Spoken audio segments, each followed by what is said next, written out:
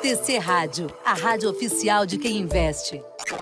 O pessoal só tá querendo saber de Coelhinho da Páscoa, ô Gui. Boa tarde pra você, como é que tá? Opa, agora, som, será que é o cabinho ali final, ô Gui? Vamos alterar. Vamos mudar de mesa, olha ali, ó. Quem sabe faz ao vivo, olha lá. Guilherme Cunha vai mudar e vai participar aqui com a gente do Expresso da Tarde. Passou aqui por lá, fez a curva do S do Senna ali em Interlagos, tá entrando assim, vamos ver se o Gui Cunha agora ele consegue participar. Ainda não, né, o Gui? Deixa eu ver se ainda vai. Não, a gente tá com um probleminha na conexão com o Guilherme Cunha. Agora sim. Aê, olha aqui, aê, Gui. Queriam estopado pelo Mickey é fogo, hein? É, difícil. Beleza, Gui, tudo bom? Boa tarde. Tudo certo, pô. Pré-feriadão, né? Esse volume projetado já é quase que 1/3 de um dia convencional aí das médias de negociações. Então, tristeza triste, realmente, um pregão onde dificilmente nós teremos alguma mudança de rota a respeito aí, né, de um volume, de alguma empresa que possa ter algo atípico, a não ser que seja as small caps que podem cair mais, né? No final das contas, essa falta de interesse de negociação é uma das situações que mais acabam penalizando a Bolsa, mas era natural, uma vez que nós temos um feriado, nós temos um feriado nos Estados Unidos e um payroll. Então tá todo mundo esperando a consolidação desse dado econômico para que semana que vem aí sim nós tenhamos um fluxo um pouco mais avantajado e tenhamos aí uma perspectiva melhor para os nossos ativos aqui na Bolsa Brasileira. Você fez alguma negociação hoje, ô Gui, ou você ficou paradinho? Eu já peguei no Expresso da Manhã, Morning Call, Lojas Renner, para day trade, um jogo muito rápido. É uma empresa que tem um casamento muito interessante entre análise técnica e análise fundamentalista. É um dos ativos que estão bem desenhados para uma movimentação aí de compra. E aí a gente pegou 1,5% e encerrou o trade rapidamente, e mais nada, tá? Mais nada. Um trade de dólar na compra no comecinho do dia e aí morreu, né? Meio-dia já estava um cenário muito ruim para operar, um cenário de extremo baixa liquidez. Ficou para segunda-feira a grande arte realmente. Boa, bom, o Gui Cunha já tá aqui com a gente. Até o Caio aqui, o Gui, ele perguntou se você já ganhou peixe hoje. Já ganhou seu peixe. Pagamos a pizza ali, já tá tudo certo. O deu peixinho... pra comprar um ovinho de Páscoa ali pra patroa. A gente, né? Apesar da falta de liquidez, a gente acaba prosperando de olho nas melhores oportunidades e atirando no olho do mosquito. Boa. O Gui Cunha tá com a gente. Você que tá acompanhando tanto no YouTube quanto na Station. Se você tá no YouTube, primeiro deixa o seu like, se você ainda não deixou o seu like.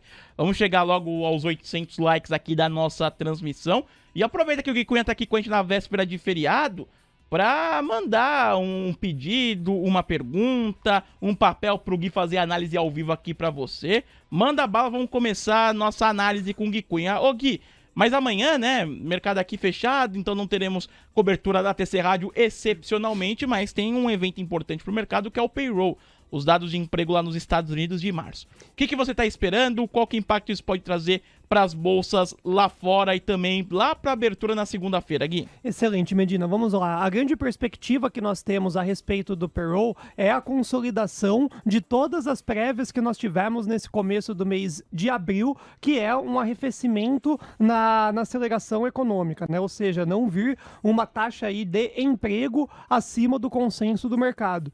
E isso é muito importante para que readeque algumas situações nos Estados Unidos, que é uma baixa pressão agora no Fed, né? Então a grande perspectiva é que venha consenso menos. Caso nós tenhamos cravado esse contexto, a gente reduz o fluxo aí de cobrança de um aumento de taxa de juros nos Estados Unidos, que é bom para todo mundo.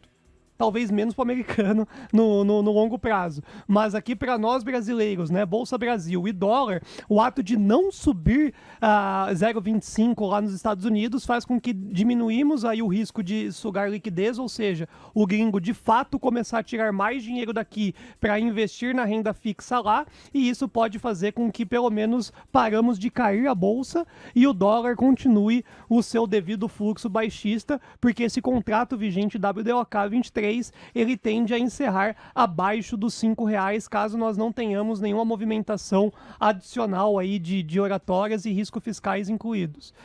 Payroll, consenso menos, bom para o Brasil, vai gerar uma grande oscilação nos Estados Unidos, porque ainda a gente está nessa virada de chave, né? Esse dado econômico vindo ruim a tempos normais era péssimo para a Bolsa Americana, mas como nós temos um cenário inflacionário extremamente elevado lá nos Estados Unidos, esse dado pode vir ajudar no curto. Agora, no longo prazo, eu vejo ainda que é uma baita de uma dificuldade a política monetária americana se auto-resolver depois de tanta impressão de dinheiro. É um dado que, apesar de ser feriado, todo mundo tem que estar atento, porque a perspectiva de segunda-feira já é desenhada amanhã às 10h30 da manhã. Boa, Gui. Ô, Gui, e você imagina, né, um cenário na semana que vem do Ibovespa ainda muito descolado do mercado lá nos Estados Unidos? O que a gente tem percebido em muitos pregões durante as últimas semanas, um índice brasileiro descolado do cenário no exterior. Aqui explica isso, e se você imagina que é uma tendência que tende a continuar pelos próximos dias diante do noticiário local por aqui, Gui. Infelizmente, eu acredito fortemente que nós tenhamos uma melhoria de liquidez e isso vai gerar uma oscilação mais inteligente na semana que vem, mas não vai estar voltando ao normal, negociar 25, 30 bilhões aí dia e com perspectivas de alta, né? A gente pode mais uma semana ainda está se lateralizando. Acho que o grande destaque dessa semana acaba sendo a Simone Tebet falar que a partir de terça-feira a gente pode ter mais uma evolução aí na parte do arcabouço fiscal, mas me surpreendeu na minha chegada aqui na TC Rádio, estava em trânsito, né, Jundiaí, São Paulo, e não estava ciente, digamos assim, de todo esse discurso, tanto do Haddad, numa nova cobrança de queda de juros, como também o avanço das oratórias de Luiz Inácio Lula da Silva mediante a Petrobras. E a gente sabe, né, Medina, quando a gente traz esses holofotes de a estatal tem que servir o público, a comunidade, a sociedade, a gente já sabe da redução de dividendos, o petróleo estourando, dificilmente nós tenhamos uma alta da Petrobras de um formato consciente, o que já reduz tecnicamente as grandes expectativas de uma recuperação da Bolsa, e também a parte fiscal não é clara, né? Aquele famoso PDF do arcabouço fiscal, quando a gente faz conta, já está esquisito, e ainda mais quando a gente tem essa pressão novamente. O Roberto Campos Neto ontem, no evento do Bradesco BBI, ergue a bandeira de paz, né? Pô, vem um arcabouço, né? O governo tá tentando, não vai mais pivotar a dívida. Pô, sensacional. Ontem o Roberto Campos Neto deu uma leveza aí na sua oratória. Agora o Haddad cobrando dessa forma a queda de juros, eu vejo que cada vez mais quem está de fora da Bolsa, né, olhando o caos, dificilmente vai tirar o dinheiro de uma renda fixa ou de um investimento que está andando para comprar algum ativo de renda variável. Então tem que, semana que vem, evoluir algo sobre o fiscal e essa parte de política de preço de Petrobras efetivamente, para que possamos acreditar em novas altas. Tá certo, ô Gui, a gente tá olhando aqui, né, esse gráfico de Petrobras e o volume, né, nem aparece ali direito a barrinha, parece que nem teve. Dá pra fazer alguma negociação pro ouvinte? Falou, Gui, eu tô aqui, quero fazer ainda a minha última antes do feriado. Dá pra fazer alguma coisa, Gui? A chance é zero, né? Pra uma operação de day trade, uma operação rápida, aonde favoreça algum estudo, o fluxo é o que comanda e não existe. Repito, meio-dia já estava cravado, né? Que não existia mais nada. O dólar tá travado há mais de 1h30. O índice futuro ainda tem uma perspectiva de movimentar um pouquinho mais, até mesmo para um cenário de proteção, né? Mas está tudo parado. Se você tem um risco agora de liquidez, né? Você comprar um ativo e não conseguir sair dele na data de hoje. E eu vejo que pouquíssimas pessoas que eu conheço têm vontade de comprar um ativo antes de um feriado com um dado tão importante como esse, que é o payroll, e dormir em paz, né? Então, eu acho que todo mundo devia, quem não entrou, quem não se envolveu, quem tá tranquilo aí com o saldo em conta, é importante, assim, permanecer para esperar a abertura de segunda-feira. Ô Mari, muita gente mandando já perguntas pro Gui Cunha, vejo na Station, no YouTube também, muitas perguntas sobre papéis, sobre situações, a gente pergunta de XY, viu, ô Gui? Já você fala também, quando a gente for falar de câmbio também, a gente pode falar do dólar de XY pro nosso ouvinte. Mas quem você separou aí pra gente iniciar a bateria de perguntas pro Gui Cunha, Mari? Bom, Medina, a primeira pergunta que eu separei aqui veio da Station, da Heloísa Helena. Gui, ela pergunta, na verdade, ela pede pra você analisar Cogna. Cogna, o papelzinho também que tá deve estar uma liquidez perto de zero hoje, né? Ele já tem a Cogna tem uma tradição aí pós-balanço, que foi essa venda massiva que nós tivemos, e aí o mercado travou. Não é culpa da Cogna também, né? A gente não pode injustiçar o papel, acaba sendo o setor, né? Eu tô bem envolvido em Eduque Participações, projetinho que acabou virando, que era pro semestre e virou ano, isso já tá fácil de entender, devido ao fluxo, mas o setor das educacionais é a parte do kit Lula que não funcionou. Então tudo que deu certo em construção civil deu errado tecnicamente no contexto das educacionais. Problema das educacionais, tá tendo uma mudança muito forte de consumo, né, do presencial para o digital, e tecnicamente também, tô falando bastante essa palavra porque é exatamente isso, tá trazendo uma redução de valor de mensalidade e também de margem. Então é uma virada de chave do formato que o brasileiro está consumindo educação muito grande. Então nós estávamos mirando a nossa bazuca, né, no FIES, em tudo que foi dito ali na campanha com o Luiz Inácio Lula da Silva em melhoria da educação, mas eu vejo que não é só o governo intervir e começar a injetar dinheiro. Tem também uma mudança de chave das companhias do setor de educação. É uma readaptação ao modelo de consumo. Aí, por que eu defendo Edux?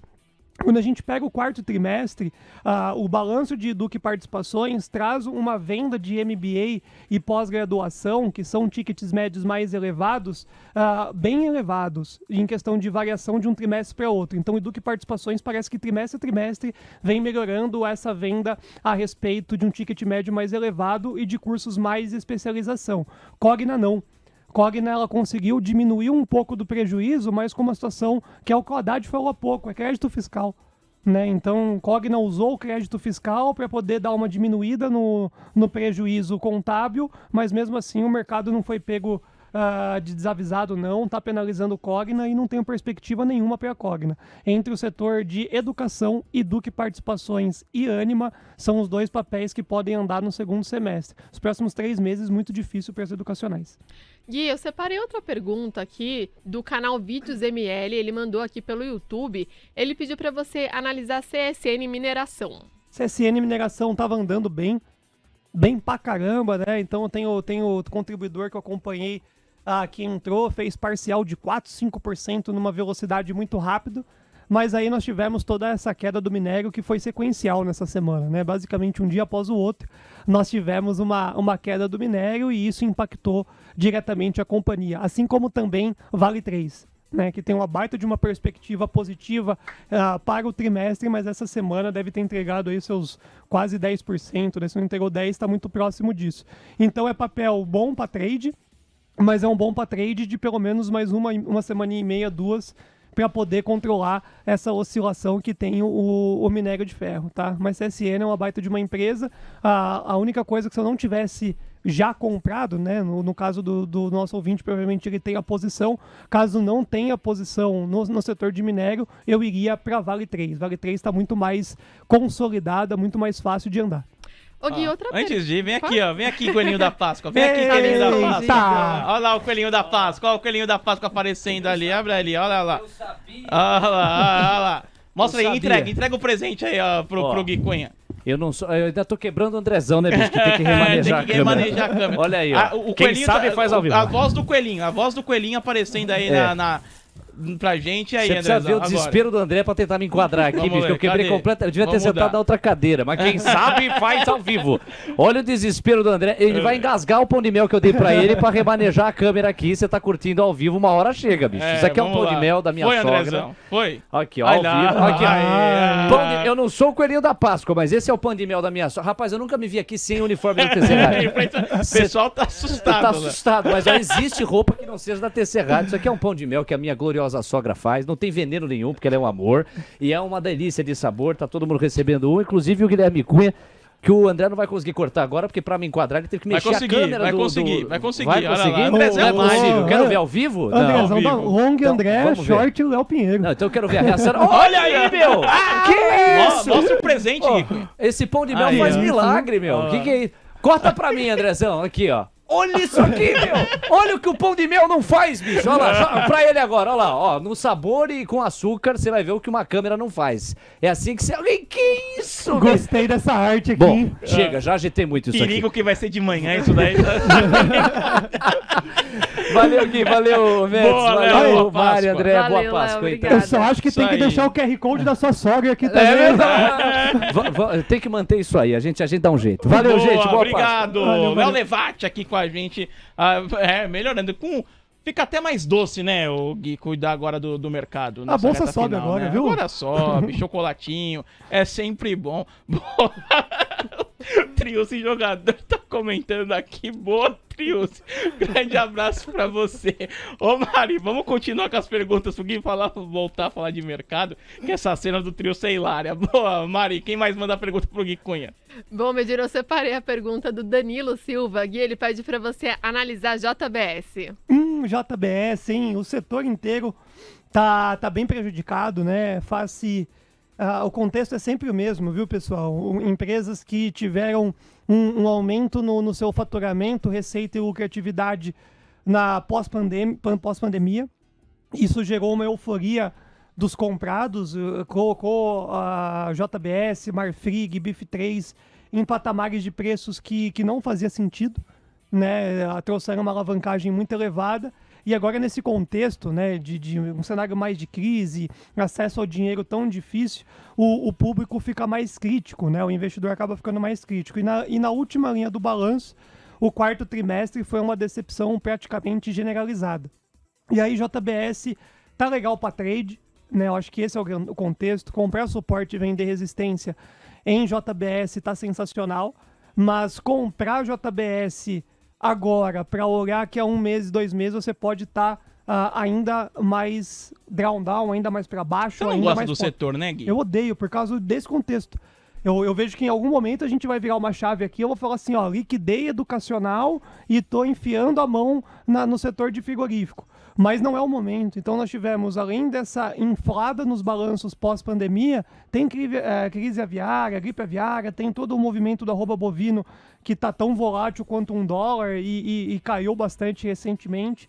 Então as empresas aí acabam sofrendo bastante resgates, né, bastante saques aí de fundos. Ninguém quer ter o setor que tem uma alavancagem muito elevada, e aí a grande virada de chave vai ser quando essas empresas voltarem a trazer lucratividade por mais de um trimestre, desculpa. Então apresentou, sei lá, o terceiro, quarto trimestre, a partir daí do ano que vem, nós podemos ter essas companhias subindo, não só para chamar vendedor, né? Então nesse contexto, a JBS no gráfico diário aponta um rompimento de suporte para cair mais. Não tem como você comprar essa faca caindo, e principalmente sem ter algum fundamento para você amparar. Então tomem cuidado aí, eu acho que comprar JBS no próximo suporte que tá, deixa eu até pegar aqui certinho, comprar num suporte para trade rápido é uma coisa, é uma situação. Agora comprar a título de investimento, falar que você vai carregar a JBS nesse atual contexto vai ficar bem ruim. Deixa eu só pegar aqui, Medina. Com Peço vontade. desculpa aí. Imagina. E o ouvinte pode acompanhar também pela tela, assim. A gente não faz aquelas análises assim, mas consegue entender a partir do comentário do Gui Cunha. Ó, só dá para pegar a JBS lá nos patamares de R$15,85. O papel negocia hoje a R$16,78. Tá rompendo um baita de um suporte. Nos R$15,85 já rompeu mais um suporte e vai na recuperação Tem da espaço pandemia. ainda para corrigir aí. Ah, sim, bastante, tá? Para quem é um pouco mais ousado, nos R$16,21 dá para pegar uma primeira compra, tá? 16,21, 15,85 é uma região que daí sim JBS sugere trade, jogo rápido. Agora, para investir, eu acho muito difícil, porque se rompe essa região, vai ter que estopar e pode ir lá para 13, 12 reais, que é o preço de pandemia. Tá certo. Outras perguntas que chegam, né, Mari? Não param de chegar perguntas pro Gui Cunha. Vamos pra Station? Galera que manda lá na Station, quem é que faz pergunta pro Gui? Bom, Medina, chegou uma pergunta aqui na Station do Sérgio. Ele pede para você analisar a Embraer, Gui, e ele também pergunta se agora vai continuar corrigindo. Embraer, ela é obrigatório corrigir. O papel que não corrigiu na bolsa praticamente não teve 2 dias seguidos de queda de Embraer, e aí é merecedor de queda para que a gente possa comprar. Né? A gente fala muito bem de Embraer, a gente está vendo bastante grandes investidores surfar. A correção mais forte foi ontem, a gente pode dizer, né? Junto com a bolsa, né? A bolsa toda assim, aí a gente vê até esse gráfico um pouquinho mais gordinho de queda, mas hoje já tá magrinho ali, segue no patamar alto, né, Gui? A gente até comentou, a gente fez uma brincadeira, né? Parece que a Embraer é anticíclica. E aí o Bruno trouxe o gráfico realmente. A bolsa caindo, a Embraer sobe, a bolsa subindo, a Embraer sobe. Menos, mas sobe. E teve fato relevante recentemente, né? Venda de aeronaves e etc. Então, a Embraer é uma alta infinita. E mais quedas aí são bem vistas, inclusive, né? Não dá nada na Bolsa de Valores vai subir numa linha reta. Voltar lá para os patamares de R$18 é uma baita de uma oportunidade de quem não entrou no papel entrar para surfar uma onda legal nesse ano e sucesso. Um dos melhores papéis aí, provavelmente top 3 do ano, vai ser a companhia Embraer. Boa. Ô, Mari, vamos fazer a pergunta do Caio aqui, porque fez uma pergunta importante, hein, Gui? Muito aí você boa. tem que se aprontar pra responder. Vamos lá. Inclusive, seguramos essa pergunta aqui mais pro final, Gui. O Caio Logística, ele perguntou aqui pelo YouTube, Gui. Bom, ele pergunta ao Gui, se ele fosse presidente do Banco Central, Gui, se você fosse presidente do Banco Central... Aí, Lula derrubou Campos Neto e chamou Guilherme Cunha pra assumir o posto, Gui. Na próxima reunião, você manteria a taxa de juros, cortaria a taxa de juros ou aumentaria a taxa de juros? Pô, essa aí tá fácil. Nossa, essa aí tá muito fácil. E pode ter. Mas lembrando que você. Cornetadas. Lembrando, então, vale lembrar, é como se você fosse presidente do Banco Central, aí tem toda a questão da política ali, a pressão que você ia ter do pessoal. Conta aí, Gui. Sensacional. Eu, como pessoa física e trader e investidor, eu vejo que passou da hora de nós derrubarmos pelo menos 0,25 para poder dar uma acalmada no mercado. Isso como Guilherme Cunha, pessoa física, trader e investidor. Olhando o contexto que está o Brasil, quebradeira, taxa de juros onde está, a inflação que aparenta nesse atual cenário estar controlada, eu, derruba 0,25 para dar um alívio para a moçada, mesmo sabendo que isso não vai gerar nada na economia real de melhoria, mas o mercado conseguiria acreditar mais na Bolsa.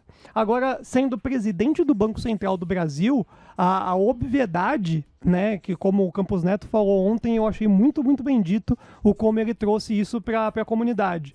Não tem que ter política aqui. É técnico, né? E muito semelhante aos Estados Unidos, o Brasil está tentando começar a trazer isso. Não é o Roberto Campos Neto. A ata ela tem que ser unânime. Né? Então, quando alguém não concorda, as alterações devem ser feitas porque tem que chegar no consenso de todos os diretores do Banco Central. Então, os diretores tendem a cada um começar agora também a falar para não ficar tudo nas costas do Roberto Campos Neto. Guilherme Cunha, presidente do Banco Central do Brasil, manteria a taxa tranquilamente na próxima reunião. Eu não teria um tom mais duro para trazer uma movimentação de uma nova alta, né? Mas eu manteria os 13,75 até com que o governo provasse que ele teria a possibilidade de arrecadar o suficiente para manter aquele arcabouço fiscal vigente e não ser só um papel que vá se perder nos próximos semestres. Mas fazendo essa manutenção de taxa de juros que eu faria, no mesmo dia eu ligaria para a mulher e falaria assim, perdi o emprego. Né? Porque o Brasil já está demonstrando isso, né? Roberto Campos Neto, se mantém a taxa de juros, vão forçar a queda dele. E se ele derruba o 0,25 é politicagem. O que a gente vive no Brasil hoje é extremamente complexo e importante a gente falar sobre isso. É uma pedrada muito forte, eu não queria estar na pele do Roberto Campos Neto, se eu tivesse, eu manteria a taxa de juros, mas eu perderia o meu emprego. Qual é o trabalho mais difícil hoje, Gui? Campos Neto ou Jerome Powell? Não, Powell. Bom, aqui já está desenhado. Se tá difícil para cá... Isso, porque aqui que acontece? Errou nos 2%, errou nos 13,75%. Mas os erros dos extremos da taxa de juros, o impacto socioeconômico, ele foi mais reduzido do que o esperado. Então, as empresas que quebraram, Medina, eram as empresas que já estavam para quebrar. Esse é o grande X da questão. Então não é a taxa de juros que quebrou, era quem vendia o almoço para pagar a janta ou quem escondia a janta, que era o caso aí de lojas americanas. Então a taxa de juros brasileira já estamos acostumados e aí o mercado já se organizou. E quem quebrou era realmente esse contexto ou da pandemia, né? A pandemia quebrou naturalmente muita gente e quem conseguiu sobreviver à pandemia e quebrou agora não é culpa da taxa de juros, é a organização que o brasileiro dificilmente tem na administração. Agora, nos Estados Unidos, a impressão de dinheiro foi tão bruta, né? A gente estava conversando, eu e o Coleta aí numa gravação de um podcast, não é 2020 que imprimiu dinheiro, é desde 2008 que não para de imprimir dinheiro. Então, entre aspas, a maquiagem que tem os números nos Estados Unidos da América são extremamente elevados. E aí o que o Powell vai fazer? Lá é mais difícil, porque o que ele vai fazer na próxima reunião? Ele vai subir 0,25? Beleza, sobe 0,25, o que vai acontecer 10 dias depois, Medina? Vai ter banco levantando a mão falando assim, quebrei.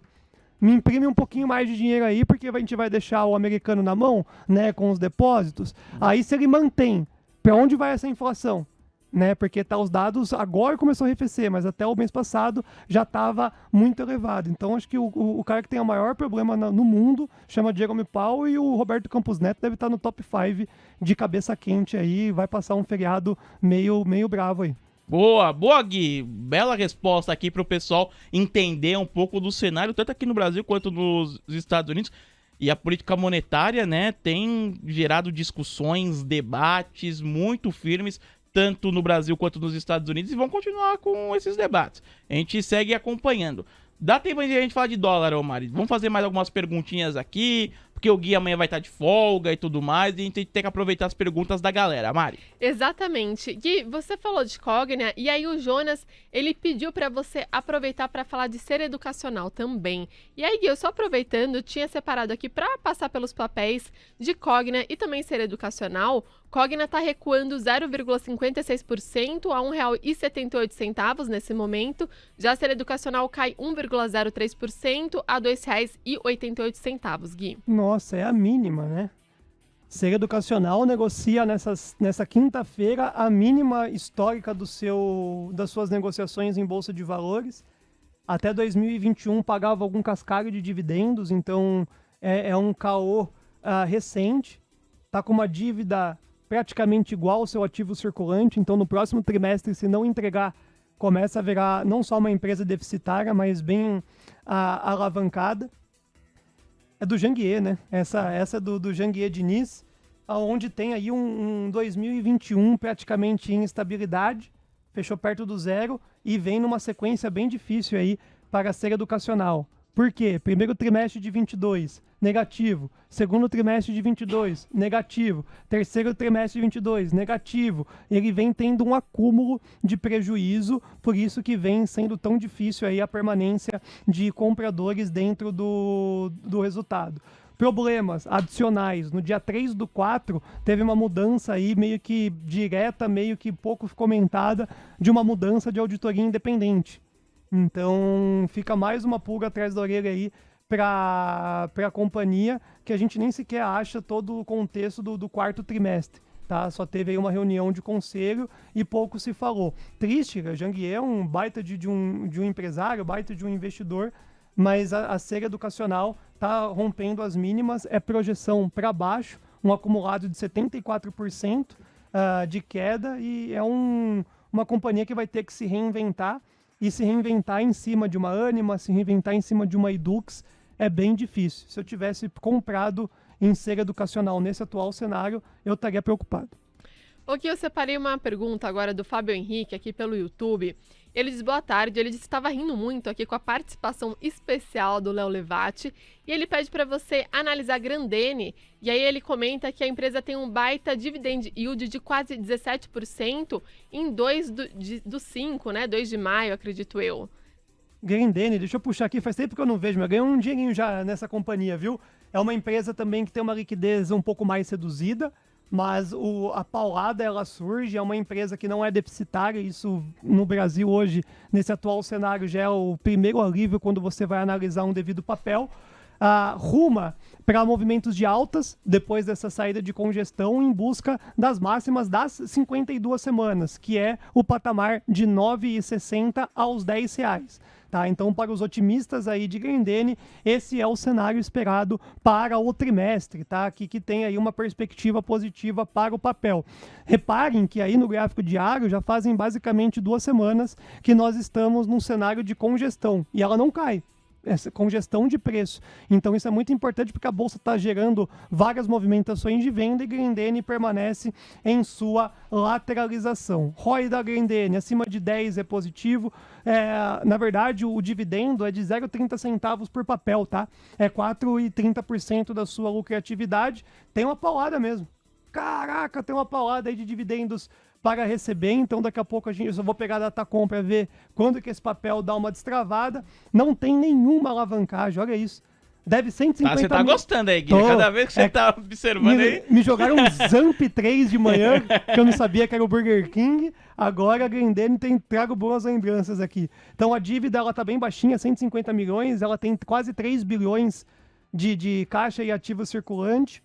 Bom demais da conta. Fechou 2022 melhor que o ano de 2021. Deixa eu ver como é que foi o último balanço. Ah, tá aqui, ó. O último balanço é quase recorde histórico de 202 milhões de reais de lucratividade. Deixa eu ver se eu consigo pegar essa movimentação do dividendo aqui. No calendário, saiu a AGO no dia 17 de março. Não tem a Datacom aqui. Não, tem sim, peraí. Vive a cores. Aí, pessoal, ó, quem tá comprado até dia 2/5 vai receber no dia 17/5, na verdade, R$1,11 num papel que tá custando 7. Caraca, né? Pode me julgar, mas tá mais gostoso você comprar Grendene que Vale para receber dividendos nesse contexto aqui dessa distribuição frase é forte, de lucro. Porque a Vale tá lá bilhões de reais, você tá pagando papel, a gente pagou R$79, R$80 o papel, então é proporcional. Agora você paga R$7 e vai receber essa paulada aí de R$1,11 mais 12 centavos de juros de capital, então você recebe R$1,23 se você comprar a Grendene e ficar até o dia 3/5 de 2023. É que a Datacom tá longe, né? Então tem que ir monitorando, comprando aos pouquinhos. É um baita de um trade e recebimento de dividendos. Parabéns aí para quem perguntou de Grendene. Fiquei chocado, inclusive. Qual que era o ouvinte, Mari? Deixa eu puxar aqui a pergunta, que foi um pouquinho mais cedo. Quem perguntou foi o Fábio Henrique. Fábio Henrique, ó, e o Caio Logística também comentou aqui sobre Grendene. O Vital Alves disse que Grendene é buy and hold, e o português de Portugal tá nela, dizendo que ele enche o bolso com ela em maio, né? Porque o pagamento será no dia 2 de maio. Tá, então, o pessoal tava acompanhando esse papel de perto, viu, Pô, baita Gui? trade aí, baita papel. Parabéns. Pra gente fechar, vamos falar de dólar, Gui. O Mário César na Station tá perguntando se você vai passar o feriado comprado. Ele mandou um abraço aqui. Não, vamos lá. Vamos falar de dólar, né? A especialidade da casa. Seguinte, pessoal, o dólar tá fechando aí abaixo do 5,087. Famoso ponto bipolar. Então, eu acho que essa explicação cabe, viu, Medina? Partindo do princípio que a gente... Se eu me estender, você me fala, mas a gente deve ter um tempinho aí. Fica à vontade. Dentro da análise técnica, aprendo isso com um baita de um analista aí, top 10 Brasilzão da massa, que é ponto bipolar. O que é esse ponto bipolar? É uma faixa de preço que, uma vez rompida, ela chama o viés, né? Então, ou seja, se nós tivéssemos conseguido a semana, vários dias fechando acima do 5,087, a grande expectativa que nós tínhamos de preço, análise de preço mais fluxo, seria comprador, jogando o dólar para cima, né, em busca de novas resistências. A partir do momento que ele fecha abaixo desse ponto bipolar, a grande expectativa do mercado é que vá chamar vendedor. Pô, Gui, mas o dólar caiu pra caramba, o dólar caiu lá dos 5,30 agora para os 5,08. Isso, e vai romper os R$5. Essa é a grande perspectiva que nós temos. O que pode mudar o cenário do dólar aqui no Brasil? Porque a gente vai fechar agora abaixo do 5,087, ajuste diário, tudo bonitinho. Tudo se desenha para, a partir de segunda-feira, ser o principal ponto de venda e buscar o rompimento dos R$5. Só há um cenário que pode mudar, por isso que eu não durmo nem comprado e nem vendido, que é o payroll. Vamos supor que a gente teve aí uma surpresa. Vai lembrar, amanhã tá fechado, né, Gui? Isso, não tem que você possa fazer. Amanhã tá fechado, alguns vão estar na praia, alguns vão estar descansando, alguns vão estar estudando. Aí você vê lá 10h30 da manhã, payroll esperado, 250 mil novos empregos, aí 500. Puta, aí o dólar vai abrir acima do 5,087 e vai continuar chamando o comprador. Então, em vias normais, de estudo puramente de preço, o dólar está num viés baixista agora, claro, em todos os períodos. E essa semana ele foi extremamente importante o comportamento de técnica dele, né? O estudo de fluxo. Ele tinha uma alta mínima até o 5,124 para chamar vendedor, cara, ele foi 5,120,5. Foi incrível e ali só trouxe vendedor até o fechamento do dia de hoje. Então, primeiramente, o dólar está de parabéns. Né? Nós tivemos aí pouquíssimas boas oportunidades, mas os cliques foram muito certeiros. durante essa semana. Não durmo comprado exatamente pelo payroll, prefiro esperar a abertura de segunda-feira.